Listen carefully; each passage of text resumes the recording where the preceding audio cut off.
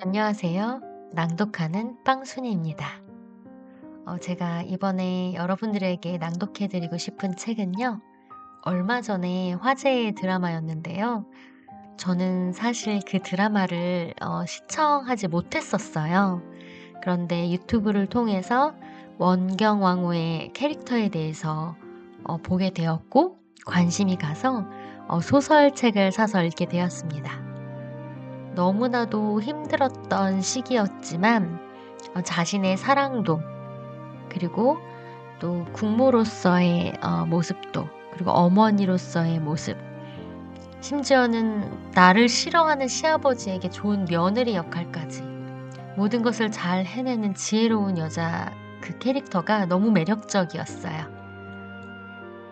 책을 읽으면서 재밌었던 부분 아주 살짝 조금만 낭독해 드릴게요. 여러분도 이 책을 한번 읽어보시면 드라마와 또 다른 매력을 느낄 수 있으실 겁니다. 그렇다면 책 속으로 들어가 보겠습니다. 고고싱!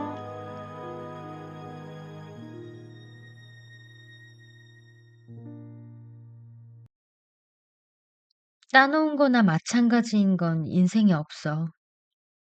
따야 비로소 제 것이 되는 거지. 그리 미래가 불확실한 사내랑 엮이고 싶지 않다. 참으로 단호한 대답이었다. 그리고 그래서 참으로 자경다웠다. 방언의 마음이 두 개로 쩍 하고 갈라지더니 그 사이로 찬 바람이 휘잉 하고 지나갔다. 방언이 발소리를 죽여가며 천천히 걸어 그곳을 빠져나왔다. 하긴 개경 최고의 사내와 혼인하고 싶다고 했었지. 예전엔 직접 자경에게 들었던, 이미 알고 있던 사실이었다. 그때도 듣고 마냥 유쾌하진 않았는데 다시 한번 확인하니 꼭 바닥으로 내팽개치는 기분이었다. 이래 정도 되는 사내도 자경에겐 우스운 거다.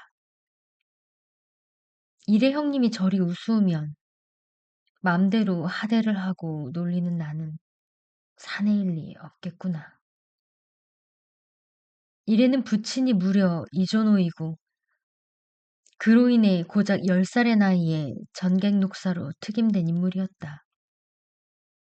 학문이 깊고 성정이 좋아 드나드는 어른들이 칭찬을 아니한 적이 없는데 그런 인물조차 과거에 급제하지 않았으니 스스로 성취한 게 없다고 청혼을 단칼에 거절하다니.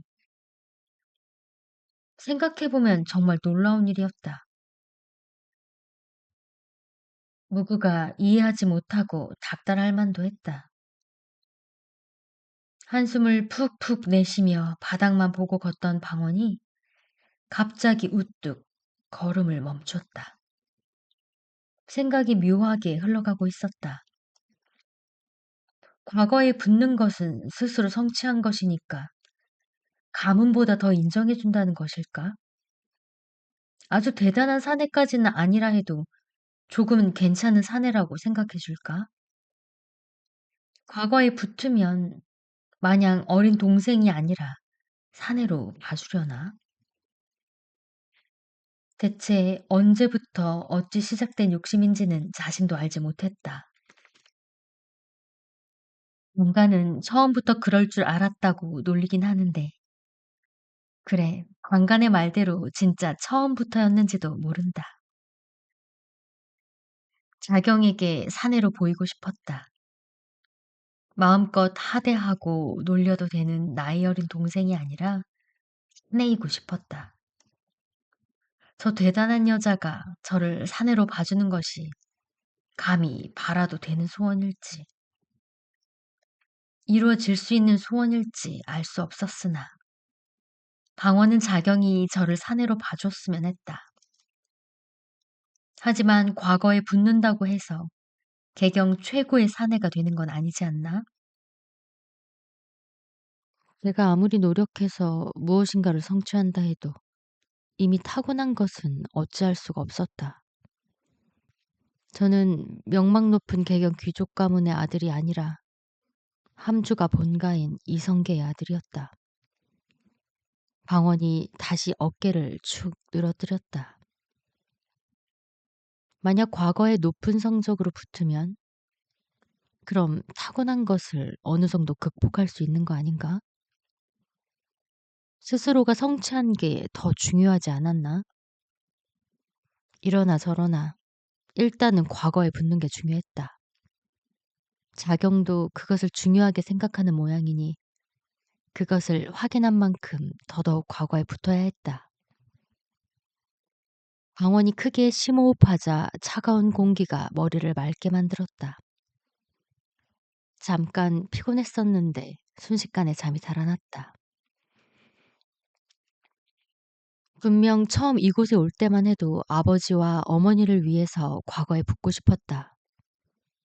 허나 지금은 단지 그것만은 아니었다. 이제 과거는 제가 어떤 능력을 얼마나 갖췄는지 스스로 증명할 수 있는 것이 되었다. 그 증명이 단지 아버지와 어머니를 기쁘게 하는 것만을 넘어서는 다른 의미를 갖기 시작했다. 이젠 그 다른 의미가 방언으로 하여금 학문에 더 집중하게 만들고 있었다. 제가 사내였다면 이리 신중하게 고민하지도 않았을 거다. 사내라면 저만 잘나도 괜찮았으니 말이다. 자식까지 잘나면 더할 나위 없지만 자식이 그만 못해도 저 하나 빼어나게 잘나면 사내는 역사에 이름을 남길 수 있었다. 허나 계집은 아니었다. 과거를 치를 수도 없으니 관직을 얻을 수 없었고 관직을 얻지 못하니 족적을 남길 도리가 없었다. 왕실과 혼인을 하거나 기생으로 이름이 난다면 혹시 또 모르겠다. 허나 그 두 개는 이미 자경에겐 불가능한 일이었다. 힘든 일이었으나 그래도 이왕 태어난 이상 자경은 역사에 이름이 남는 여인이 되고 싶었다. 일이 잘났는데 그저 어느 부인 민씨로 죽긴 싫었다. 자경은 자신이 바라는 대로 되기 위해선 비단 남편뿐 아니라 자식까지도 빼어나게 잘나야 한다는 것을 깨달았다. 흔하디 흔한 김씨 부인, 이씨 부인을 넘어서서 무언가가 되기 위해선 남편뿐 아니라 자식 역시 이름이 남을 만큼 대단해야 했다. 그 말인즉 여인이 그나마 역사와 시대에 제 흔적을 남기기 위해선 보통의 사내들보다 훨씬 더 많은 노력이 필요하다는 것을 의미했다. 계집으로 태어난 게 천추의 한이었다.